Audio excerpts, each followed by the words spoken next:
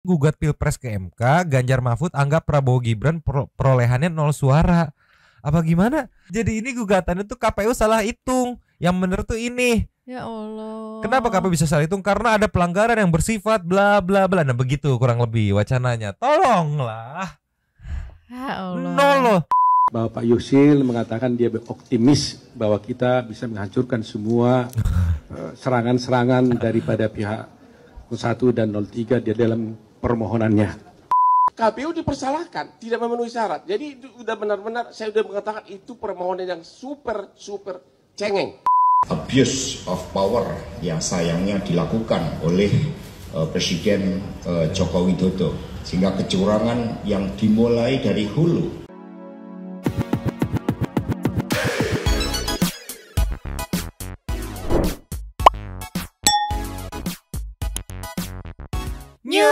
Sensitive people. Like Megan bersama Nyonya dan Mamang dan juga si Abu. Nanti in frame dia di sini nih, nggak kelihatan nih ya. Dan Dua juga Abu yang absen. Oh iya. Dua Dua tapi mangkok in here, always in here. Jangan lupa buat yang belum subrek silakan dicengklung. Buat yang belum dapat notifikasi silakan dicengkling. Yo. Yes. Today. Yes. Akhirnya 45 pengacara Pak Prabowo dan Mas Gibran sudah resmi mendaftarkan ke MK ya sebagai pengacara atau tim hukum tergugat itu ya. Dan begitu keluar ditunggu sama banyak wartawan untuk konferensi pers. Yang kemarin aku tanya kan. Iya, belum apa-apa udah disekak. Belum pertandingan udah disekak sama statement-statement para pengacaranya. Kita langsung meluncur dulu. Just. Nih sebelum di play lupa mau ngingetin, nanti ada sedikit mungkin bocoran dari MK ya, setelah diregistrasi kan diupload tuh, ada juga tuh kasus network ngeposting tuh tuntutan dari 03 kayak gimana. Wadidaw sekali dah. Oke. Pertama kita play dulu, ceki. Play.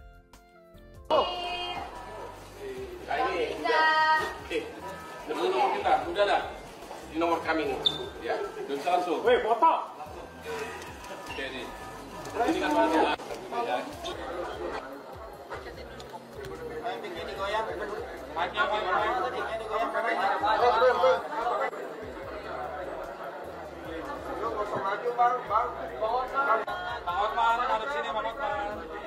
Bisa kita lihat ada Bang Hotman, ada Bang Ota Sibuan, ada Bang Aceh Kaligis.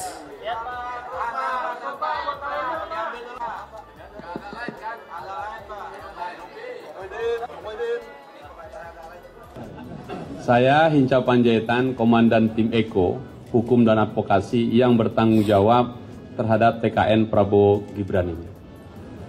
Paslon 02 telah memberi kuasa secara penuh kepada 45 advokat-advokat ternama dan siap untuk menuntaskan pekerjaan ini.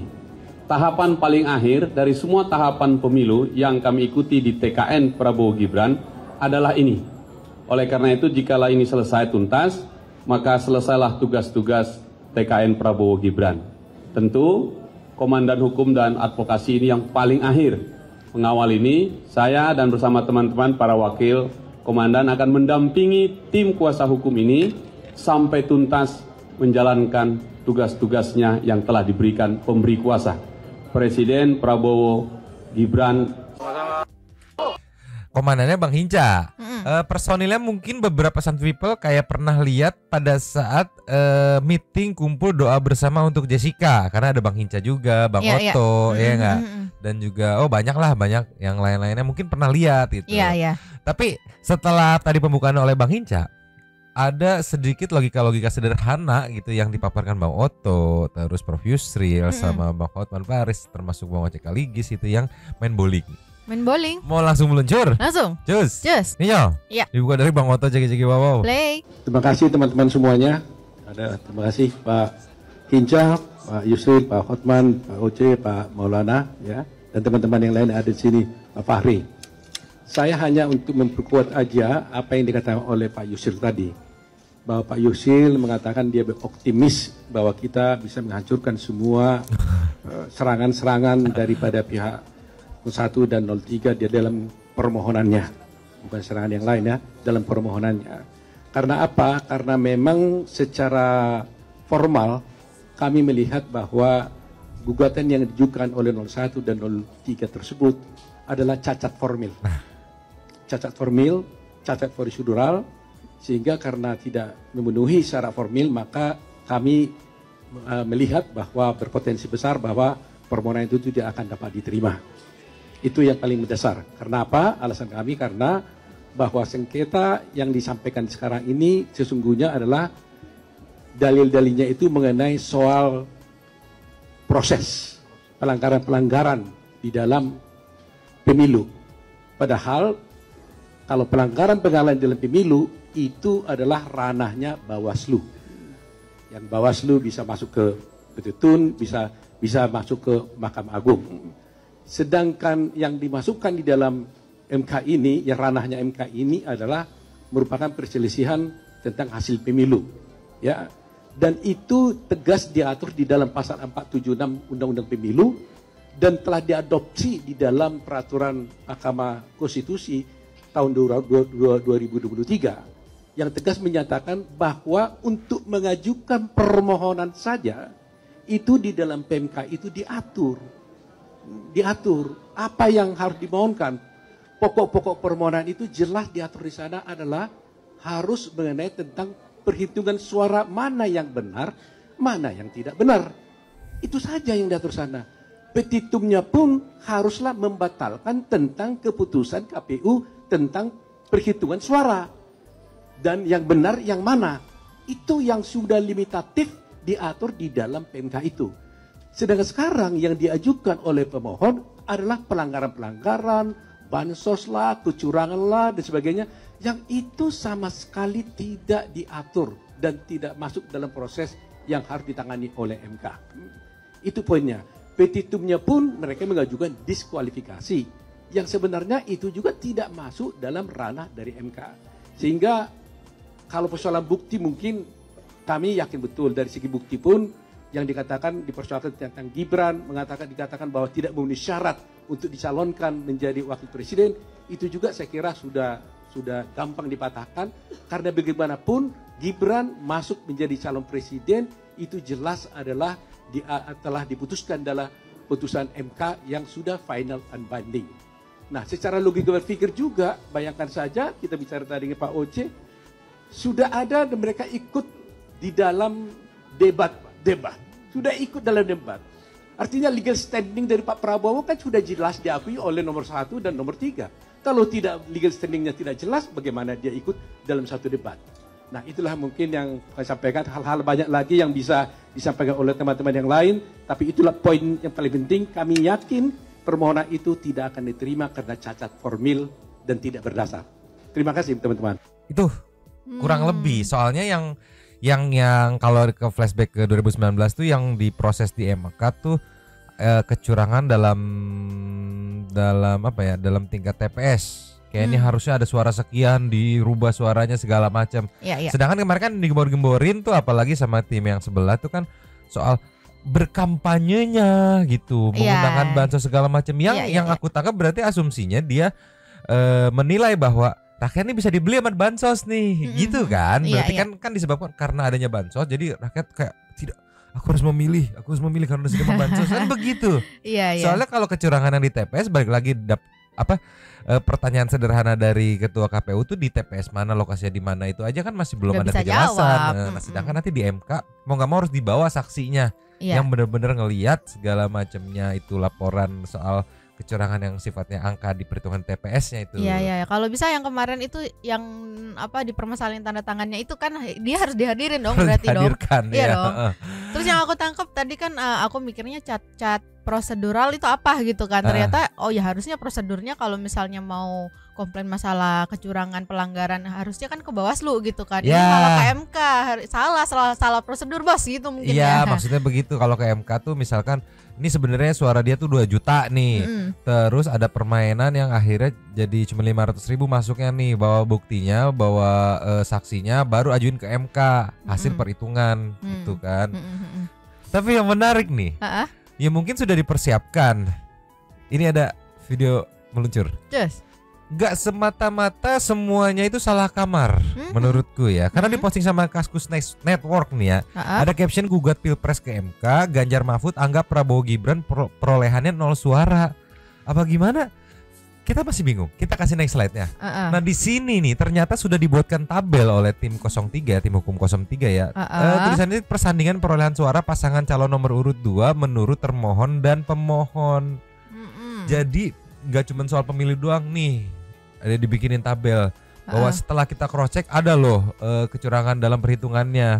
Nah, cuman di tabel ini semuanya di lokasi untuk paslon nomor urut 2 di 38 provinsi plus luar negeri. Itu tuh setelah dicek oleh tim hukumnya itu tuh sebenarnya mendapatkannya 0 gitu. Tidak mendapatkan suara apa gimana aku nggak ngerti. Pokoknya ini tabelnya. Nih ya, provinsi, ini list provinsinya, ini nomornya, ini perolehan suara pasangan calon nomor urut 2. Termohonnya sekian nih, pemohonnya 0, selisihnya sekian. Nah, di poin 3-nya kesalahan perhitungan yang menimbulkan selisih suara di atas terjadi karena adanya poin 1 pelanggaran yang bersifat TSM dan poin 2 pelanggaran prosedur pemilihan umum yang merusak integritas Pilpres 2024 dan merupakan pelanggaran terhadap asas-asas pelaksanaan pemilihan umum yaitu langsung, umum, bebas, rahasia, jujur dan adil sebagaimana diatur dalam bla bla bla bla bla. Jadi ini bukti kecurangan ini harusnya 0 tapi nilainya segini gitu. Jadi selisihnya ya memang full. Aku nggak ngerti sumpah ini. Kalau aku baca di captionnya Kaskusnya, nih ya, Mahkamah Konstitusi mempublikasi isi gugatan Pilpres oleh paslon 03 Ganjar Mahfud. Ringkasannya termohon adalah KPU, ya enggak? Pemohon adalah paslon 03. Menurut paslon 03 KPU sudah melakukan kesalahan perhitungan suara, kemudian disandingkan perolehan suara Prabowo Gibran menurut data KPU versus data paslon 03. Slide 2 dan 3 menurut paslon 03 ada sejumlah alasan kenapa KPU salah hitung. Jadi ini KPU nih, KPU ngitungnya segini hasilnya nih ya di daerah yang dituliskan nih bisa dilihat ya. Nah ini dari hasil data paslon 03 sebenarnya segini, dapatnya 0. Di Nangdo Aceh Darussalam KPU ngitungnya 787, paslon 03 ngitungnya 0. Sebenarnya ngeceknya ini nggak 700.000, sebenarnya ini 0 gitu. Nah ini balik lagi kita agak bolak-balik karena agak rumit nih ya. Nih buat yang mau baca langsung gugatan Pilpres dan paslon 03 ke MK, googling nomor ini. Nah ini bisa di googling ya. Sumbernya MK nih karena memang MK mempublish setelah diregister, dia mempublish untuk umum nih apa sih gugatannya gitu. Nah ini yang menjadi menarik di posting sama Kaskus ini kan. Nih tolonglah ya, Ninyo. Kita berfokus ke DKI Jakarta aja. Kan kemarin perolehan di DKI Jakarta itu Pak Prabowo dapat 2.600.000 ya. Hasil KPU nih. Pokoknya sebelah sini hasil KPU, hasil hitung KPU. Nah, yang kanannya ini hasil hitung tim paslon 03 terhadap suara 02 gitu. Nah, di DKI Jakarta itu kan KPU menghitungnya mendapat 2.692.11 suara. Nah, sedangkan semuanya yang dihitung sama paslon 03 tuh 02 tuh dapatnya 0, semuanya tuh 0, dapatnya mau dibikin 0 apa gimana? Kan kita di Jakarta ya. Anggaplah kita aja gitu, kita doang yang kita milih. Berdua yang milih. Harusnya dua dong, enggak 0. Gimana itu? Kalau gitu suara kita kemana, Mang? Nih, di absen. Satu people ada yang di Aceh enggak? Yang pilih monggo di absen. Sumatera Utara, Sumatera Barat, Selatan nih monggo dicek daerahnya. Yang merasa milih tapi nggak tercatat oleh data paslon 03 nih. Iya. Semuanya jadi 0, tolonglah. Enggak, aku kagetnya kalau di daerah lain ya nggak tahu lah ya. Aku fokus di Jakarta sih. Iya. Anggaplah semua milih 01 atau 03 ya. Tapi kan kita enggak gitu. Masa 0 gitu? Ya Allah. Jadi ini gugatannya tuh KPU salah hitung. Yang bener tuh ini. Ya Allah. Kenapa KPU bisa salah hitung? Karena ada pelanggaran yang bersifat bla bla bla. Nah begitu kurang lebih wacananya. Tolonglah. Ya Allah. 0 loh. Enggak, kalau kayak gitu aku nggak terima loh, suaraku kemana kalau kayak gitu. Iya dong. 500.000 kayak ini 0 loh, semuanya 0 loh. Tolonglah ya. Jadi terkesan kayak dulu ngebet banget gitu sampai tolonglah ini aduh. Silakan di absen satu people yang ada wilayah provinsinya yang merasa milih tapi tidak tercatat nih karena data dari paslon 03 0 ditulisnya di provinsinya nih itu 0. Dan aku yakin juga pasti yang lain yang di provinsi ini yang milih 02 terus bilang 0 gitu pasti nggak terima juga lah. Jadi kayak ya terus suara gue dikemanain kalau gitu kok jadi 0 gitu kan. Nggak ngerti aku pusing. Ini sejauh ini yang paling jauh sih. Tolonglah. Kita balik lagi deh, meluncur. Cus. Ninyo. Ya. Setelah pusing sama 0, ini kita balik ke statement Bang Hotman, logika sederhana ceki-ceki wowo. Play. udah benar-benar saya udah mengatakan itu permohonan yang super cengeng. Udah jelas belum? Lagi Pak, lagi. Tahan Pak. Mau diambil dulu Pak, tahan Pak. Salaman biasa. Oke, biasa.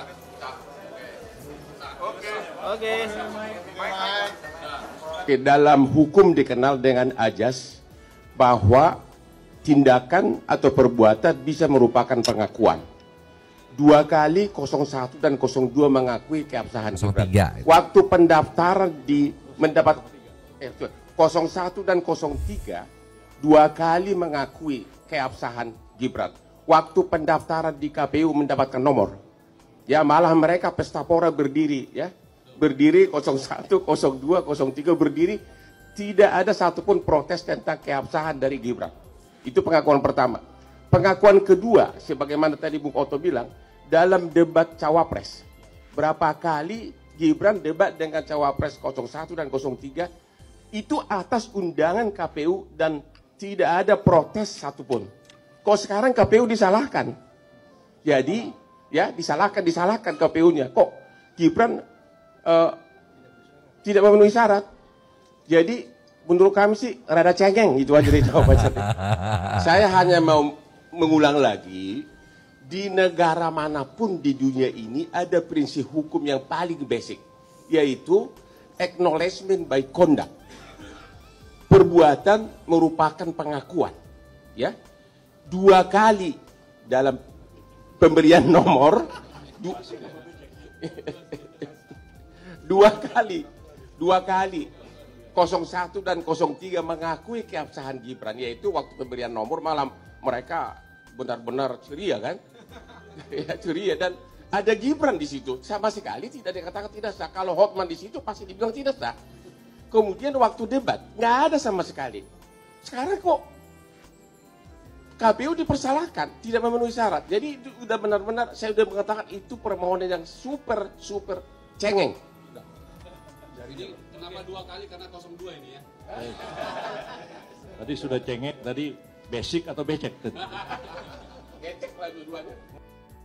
Itu terlalu udah apa ya, telat masalahnya. Kalau yang dipermasalahin itu, yang dipermasalahin kontestannya, tapi di apa namanya, diajukan setelah pertandingan gitu. Ya udah jauh itu, kan berarti pas fase pendaftaran tuh ngototnya, harusnya boikot. Kita nggak akan mau gitu segala macam, semua 50% lebih partai harusnya memboikot itu. Jangan pas sudah tanding begitu kalah, wah curang nih, harusnya dia nggak boleh ikut main. Itu harusnya pas debat ikutan. Iya, emang kalau memang mau komplain gitu kan, memang nggak terima dengan keputusan itu, ya harusnya dari sebelum, malah menurut aku ya dari sebelum diumumkan nomor urutnya. Iya, jauh pada saat pendaftaran, begitu pendaftaran kan itu kan pendaftaran untuk mendeteksi pesertanya siapa aja nih kan. Begitu nggak terima langsung disikat tuh. Jangan sampai lanjut next komposisi, beresin dulu ini nih gitu. Ini begitu udah pendaftaran kayak kesana terima aja, mungkin dianggap gampang, ikutin proses tanding debat gitu kan. Begitu hasil akhir final kalah baru diproses pendaftarannya. Tuh mundur atau jauh liar aku mah kejauhan. Kita kasih nextnya. Ninya, kita lihat statement Bang Oce Kaligi Seki Wawaw. Baik Pak Oce, ada mau tambahkan sepatah dua kata-kata? Ini Pak senior kita ya.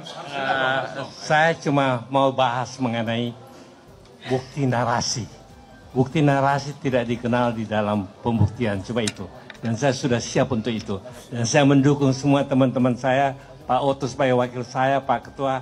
Dan kami telah sangat siap dan kami adalah satu di dalam pembelaan. Terima kasih. Ini Pak Fahri Bahmid juga wakil ketua tim pembela ya. Tadi Pak Hotman sudah, silakan ini wakil ketua Pak Fahri Bahmid. Silakan Pak Fahri. Iya, terima kasih. Sudah banyak hal yang sudah disampaikan oleh ketua tim tadi, Bapak Profesor Yusril Iza Mahendra, kemudian wakil ketua tim Bapak Profesor Otto Hasibuan, dan senior kami Pak Profesor Oce Kaligis dan Bang Hotman. Kami mungkin menambahkan beberapa hal penting saja, bahwa sejauh ini tim sudah bekerja untuk membedah anatomi dan konstruksi permohonan yang diajukan oleh 2 pasangan calon. Dan bagi kami ini persoalan yang sangat standar saja. Jadi sejauh ini yang kita identifikasi tidak ada hal yang sangat istimewa dalam permohonan ini. Tadi sudah disampaikan sama Pak Otto Hasibuan bahwa format permohonan ini sebenarnya tidak dikenal. Ini sesuatu yang sangat tidak generik sebenarnya ya. Ini sangat tidak lazim. Cuman karena itu adalah hal yang sudah diajukan, kami berkewajiban secara konstitusional untuk membantah semua itu. Jadi semua permohonan telah kami susun. Pada saatnya nanti sekitar hari Kamis, kalau nanti dalam pemeriksaan pokok persidangan, kami akan mengajukan jawaban secara tertulis yang akan kami sampaikan secara komprehensif tentunya. Jadi banyak hal sebenarnya yang telah kita identifikasi yang tidak perlu kita sampaikan secara terbuka. Mungkin nantinya pada saat persidangan kita akan menyampaikan secara lebih jelas ya. Jadi sebagai kesimpulan bahwa kita hargai saja apa yang mereka ajukan hari ini sebagai bagian dari hak konstitusional mereka, walaupun dalam konteks tertentu kita pandang sebagai sesuatu yang tidak lazim dalam mekanisme hukum acara dan pembuktian di Mahkamah Konstitusi. Mungkin seperti itu yang dapat saya tambahkan dari apa yang telah disampaikan oleh Profesor Yusril. Terima kasih. Jadi dihargai ya, udah mengumpulkan bukti gitu kan. Iya. Jadi sudah melapor dengan bawa bukti-bukti, jadi dihargai. Gitu. Walaupun katanya ya nggak lazim ini sebenarnya gitu. Tapi menurutku memang better seperti itu daripada di hold itu kan, nggak bisa diproses di MK dan nggak mau diproses, nanti takutnya keluar pengiringan opini atau narasi-narasi liar lainnya gitu, entah bilang kemasukan angin lah atau segala macam. Jadi better ya udah proses. Pada saat eksekusi, uji materi segala macam ya itu kan ditayangkan live ya, biar ada jejak digitalnya. Bisa menilai sendiri para penonton ya, minimal kalau yang tambeng banget susah buka mata gitu kan, bisa disekak pakai bahan kewadidawan saksi-saksi kirimannya nanti itu kayak pokoknya kayak 5 tahun yang lalu lah gitu. Tolonglah ya, jadi nanti tinggal dibuktiin aja di MK ya Mang ya, di sidang MK. Kayak tadi kisi-kisinya aja bocorannya segitu tuh. Dibilang 0 semua, tolonglah. Aduh. Gak ngerti aku dibilang 0 semua tuh, tolong. Kita kasih next ya. Yes. Di saat lagi rame sidang MK ini Detikcom ngeposting katanya PDIP tuding Presiden Jokowi melakukan abuse of power ya. Kecurangan dimulai dari hulu sampai hilir, bahkan sampai sekarang pun masih banyak intimidasi. Hasto menyebut hal ini sebagai sisi-sisi gelap demokrasi di Indonesia gitu. Pokoknya apapun masalahnya Pak Jokowi yang salah gitu. Tolonglah, nggak ngerti aku mau ceki-ceki wow. Play. Jadi di dalam rapat tersebut kami sampaikan yang pertama bahwa DPP PD Perjuangan setelah mengadakan konsolidasi dengan seluruh jajaran DPD dan DPC, kami ya tentu saja meskipun ditinjau dari target kursi DPR RI, perolehan berdasarkan perkiraan sementara adalah sekitar 110 kursi DPR RI, namun kami mengucapkan syukur bahwa setidaknya di tengah gempuran yang sangat dahsyat sebagai ujian sejarah PDI Perjuangan, kami tetap dapat mempertahankan posisi sebagai pemenang pemilu 3 kali berturut-turut, dan itu tidaklah mudah di tengah-tengah persoalan supremasi hukum yang turun ke tingkat nadir dan kemudian abuse of power yang sayangnya dilakukan oleh Presiden Joko Widodo, sehingga kecurangan yang dimulai dari hulu, dari rekayasa hukum di Mahkamah Konstitusi hingga di tingkat proses sampai di hilir, bahkan sekarang pun masih banyak intimidasi yang dilakukan. Itu menjadi sisi gelap demokrasi di Indonesia yang oleh para pakar termasuk Bapak Yusuf Kalla dikatakan sebagai pemilu yang paling brutal dan buruk di dalam sejarah pemilu di Indonesia. Bapak harusnya ngobrol sama Pak Bambang Pacul. Pak Bambang Pacul tuh bilang Pak Jokowi itu orang baik, jangan diserang, jangan dijelek-jelekin, banyak yang ngamuk nanti pendukungnya kalau orang baik diserang. Ini lagian yang aku tangkap kayak udah penggiringan buat nge-framing nih, abuse of power, intimidasi gitu. Mengingat sidang MK besok kan statusnya Pak Jokowi masih presiden nih. Begitu nanti misalkan permohonannya ditolak atau segala macam, kalah lah istilahnya. Udah ada duluan narasi sebelumnya. Tuh kan abuse of power, tuh kan intimidasi, tuh kan gitu tuh. Orang nggak siap kalah. 3 kali menang berturut-turut, dia lupa 3 kali menangnya gara-gara ada faktor Pak Joko. Nah itu dia. Terus mereka juga lupa ya kalau misalnya banyak yang berbelok itu ya. Karena ya banyak statement dari partai yang merah ini yang kayak ngejelek-jelekin Pak Jokowi kan. Iya, ya wajar. Jadi yang wajar kalau misalnya ada Projo sama Bolone Masya itu kan dari PDI kan. Pendukungnya nggak, ini pendukungnya lah intinya mah. Dari pendukungnya itu jadi berbelok gitu karena nggak terima Pak Jokowi digituin gitulah ya. Nggak ngerti aku. Pokoknya apapun masalahnya Pak Jokowi yang salah pokoknya meliur aku mah. Kita kasih next aja. Yo. Yes. Resmi jadwal udah keluar ya. Aku nggak sabar nunggu besok. Reporting sama Kompas TV _Jember. Waduh. MK gelar sidang perdana sengketa Pilpres 27 Maret mendatang besok. Besok ya. Besok jamnya jam berapa belum diinfoin. Pokoknya besok pantengin aja kalau ada Kompas live streaming tuh pantengin. Ada TV-TV yang yang biasa ngasih berita politik live streaming biasa pantengin tuh, ada judulnya tuh. Kita lihat kayak gimana infonya ciki-ciki boleh dong. Mahkamah Konstitusi MK akan menggelar sidang perdana sengketa hasil pemilu pada 27 Maret 2024. Juru bicara MK Fajar Laksono menyebut meski sidang perdana digelar pada 27 Maret 2024, tetapi waktu 14 hari kerja itu sudah mulai berjalan per 25 Maret 2024 yang ditetapkan sebagai tanggal registrasi perkara. Fajar Laksono menambahkan MK juga membuka pendaftaran bagi peserta Pilpres yang akan mendaftar sebagai pihak terkait mulai kemarin. MK punya waktu maksimum 14 hari kerja untuk memeriksa sengketa pemilu 2024 sebelum membacakan putusan. Jadi kurang lebih bakal ini registrasi.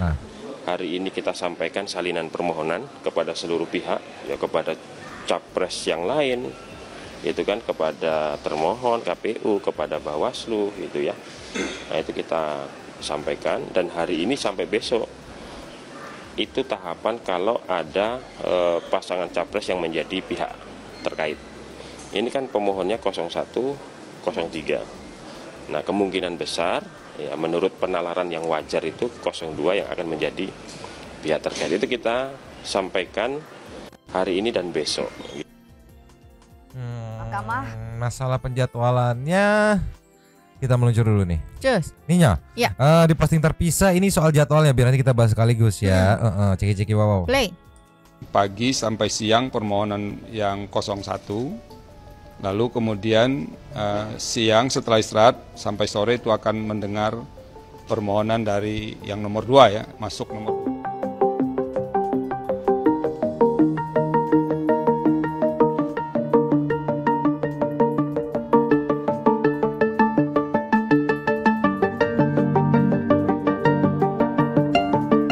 Ya, tadi pagi kita sudah melakukan RPH ya untuk membahas teknis persidangan.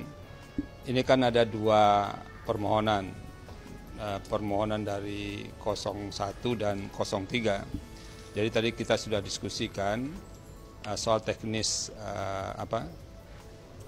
persidangannya dan itu kita tadi sudah mulai menghitung hari kapan mau untuk penyampaian keterangan dan segala macamnya. Karena kan tidak boleh lebih dari 14 hari kerja. Jadi di dalam 14 hari kerja itu sekaligus kan ada waktu kami memutus dan bikin putusan kan. Jadi tidak hanya sidang dalam artian untuk memeriksa permohonan saja. Nah itu satu yang kita bicarakan tadi.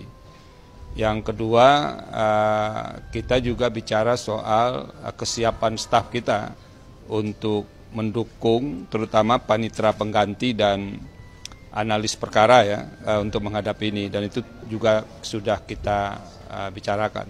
Gitu. Pak, ini kan fokusnya MK atau mandatnya dari undang-undang kan fokus ke hasil pemilu saja ya Pak ya. Tapi dari banyak gugatan di materi-materi gugatan prosesnya sebenarnya yang mempengaruhi hasil yang dianggap curang itu gimana? Nah itu sudah menyangkut materi permohonan ya, jadi nggak boleh dikomentari. Lihat saja persidangan nantinya. Tadi teknisnya dibahas Pak, boleh dijabarkan nggak sih tanggal berapa, agenda sidangnya apa yang akan dibahas? Tanggal 27 itu akan mendengarkan permohonan pagi sampai siang permohonan yang 01. Lalu kemudian siang setelah istirahat sampai sore itu akan mendengar permohonan dari yang nomor 2 ya, masuk nomor 2. Artinya permohonan yang kedua begitu. Nomor 3 berarti. 03 gitu maksudnya. Iya. Iya. sore ini akan diregistrasi lalu nanti akan diupload permohonannya. Jadi besok Business Santu People yang pengen lihat live langsung, gue pengen lihat sidang 01-nya aja deh. Berarti dari pagi sampai jam 12 itu tuh. Ya. Paginya jam berapa? Sejujurnya memang nggak tahu, tapi mungkin jaga-jaga standby dari jam 7 aja. Lihat aja channel Kompas, biasanya udah ada tuh eventnya, tinggal notify gitu kan. Iya. Nah kalau pengen lihat permohonan dari 03 sidangnya kayak gimana itu dari jam 12 sampai sore. Aku sih kayaknya mau full lihat, mau full nonton, nyatet-nyatetin materi pokoknya mah ya. Berarti di sini dikasih waktu 2 hari ya Mang ya. Kemarin tanggal 24 sama 25 26 ya. 25 26 buat mengajukan permohonan apa tuh namanya tadi? Jadi sambil tuh dihitung dari 25 selama 14 hari kerja, itu bisa sambil register paralel dengan persidangan. Jadi setelah 14 hari kerja itu benar-benar udah ada hasil finalnya gitu. Jadi besok persidangan nih untuk sidang berikutnya ada mau diregistrasi lagi permasalahan nih tambahan nih gitu kan, buktinya baru datang. Sikat aja pokoknya 14 hari kerja berarti kurang lebih 2 sampai 3 mingguan itu nanti akan ada putusannya. Iya, jadi lebih simpel juga menurutku Mang. Jadi kalau misalnya ada bukti sekarang nih dibahas sekarang ya selesai gitu, nanti ada lagi dibahas lagi, jadi nggak numpuk gitu kan, lebih enak sih. Dan pusing pastinya. Bisa 12 jam sumpah, kayak beginian sidang kayak bisa 12 jam 14 jam capek lah pokoknya. Apakah nanti akan ada yang ketiduran lagi apa enggak? Aku sih nggak sabar nunggu saksi-saksi yang aduh udah lah Nyo, sambil kita menunggu kita meluncur ke intermezzo dulu kali ya Nyo, meluncur. Cus, Mang. Yes. Ini yang pertama kita buka dari kucing ngomel. Kucing ngomel. Ngomel kenapa nih? Ceki. Yo.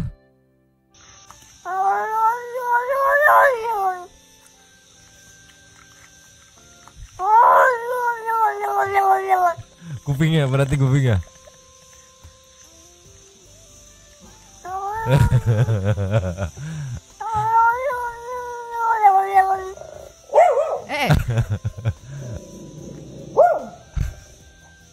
Dia nggak peduli. Nggak peduli.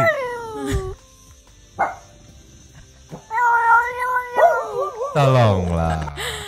Kenapa ya dia harus sambil ngomong gitu. Mungkin bisa dibilang ini marahnya sambil makan, atau marahnya kesel karena nggak dapat makanan, atau ada daging nyangkut. Banyak faktor sih yang mungkin terjadi itulah ya. Lama lagi ngomelnya ya kan. Aduh, gemoy dong. Kita lanjut ke nextnya Mang. Yus. Kalau yang ini juga ngomel Mang. Ngomel kenapa? Ngomel nggak tahu, kita ceki. Yongs.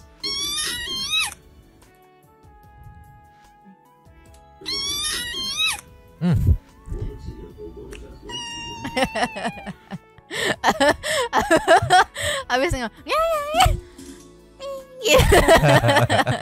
dia pikir dia serem, tapi abis itu dia lupa lagi mau jadi serem, jadinya imut lagi. Berarti emang pada dasarnya imut kali dia. So galak sih, nggak bisa ya. Nggak bisa serem. Tolonglah.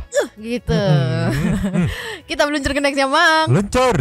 Nah kalau yang ini Mang ada yang terkaget-kaget. Terkaget-kaget kenapa? Ceki. Cus.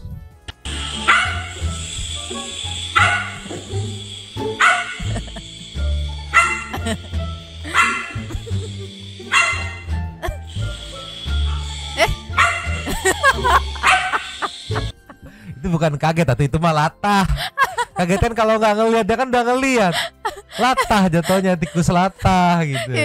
Terus tapi lucunya kalau jenggongnya kecil, gitu. Iya. Jadi loncatnya sesuai dengan power gonggongan gitu ya. Tolonglah berit latah, tolonglah. Aduh lucu banget lagi. Kenapa ya wis gitu ya? Nanti. Dia emang kaget apa gimana sih? Latah. Latah, tikus latah. Oh iya benar. Tolong. Salah judul berarti tadinya ya. Kita meluncur kelasnya Mang. Luncur. Ngilasnya Mang. Apa tuh? Ada yang sok keren. Tapi gagal. Gagal. Kayak gimana? Ceki. Choose play.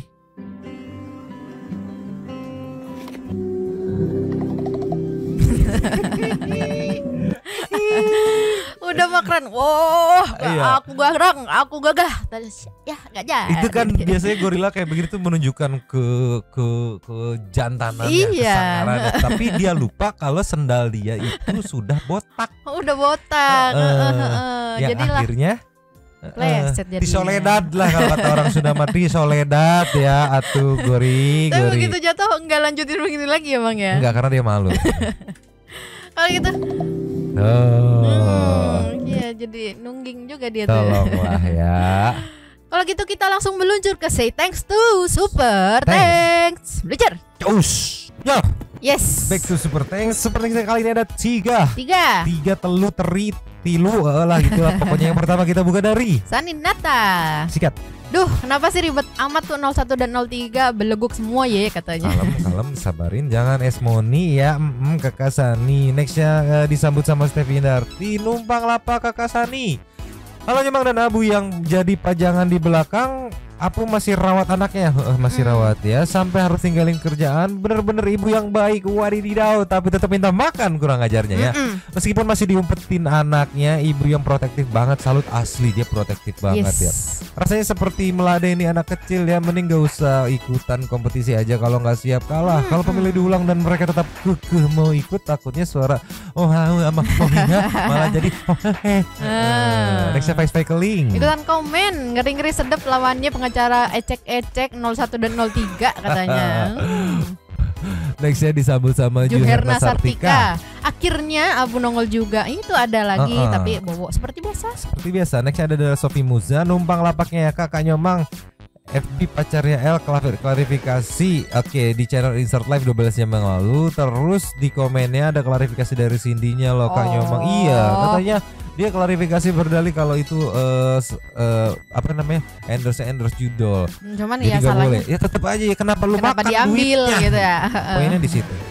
Nextnya dari Tuan Nugroho. Mantap nih Nyomang, tim pengacara dari 02 wadidaw, nggak kaleng-kaleng nih. Salam buat Abu dan anaknya ya Nyomang. Yongs, last of the ada dari Rahmanu Rizky. Dulu 1 orang jujur pasti kalah dengan 9 orang pembohong. Sekarang 9 orang pembohong takut dengan 1 orang jujur. Cerdas ya guys. Canda ya guys ya. Terima kasih kepada semua Sultan Santi kita yang sudah memberikan super thanks kepada kita dan juga memberikan ruang kepada Santu People yang lain untuk berkomen-komen, bertisam-tisam, bersilaturahmi dan juga menyampaikan aspirasinya di kolom komen di bawahnya. Terima kasih sudah menonton. Lanjut di komen seperti biasa. Nyoda. Mamang yang dioblak-oblak gitu ya. Cabut dulu dan ciao.